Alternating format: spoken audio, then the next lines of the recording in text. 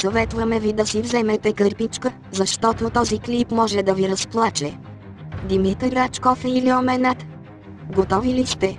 Започваме. Димитър. 7 букви. Рачков. 6 букви. 7 плюс 6 е равно на 13. 1 плюс 3 е равно на 4. Сезоните в България са 4. Лятото е сезон.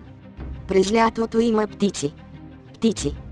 Сигурно не подозирате, но илиоменатите са триъгълник.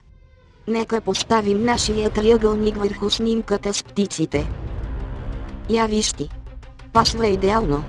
Възможно ли е птиците да са илиоменати и какво общо има с това, Димитър Рачков? Да разберем. Птиците снасят яйца. Яйце.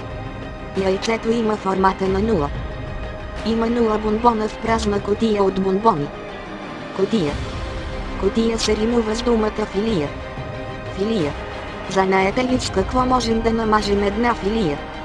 Точно така. Лютеница. Случайност. Не мисля. Лютеница. Думата лютеница има 8 букви. Димитър Рачков е висок 1,70. 1 плюс 7 плюс 0 е равно на 8. 8 делено на 8 е равно на 1. 1 е окото в триъгълника на илиоменати. Случайност. Надали?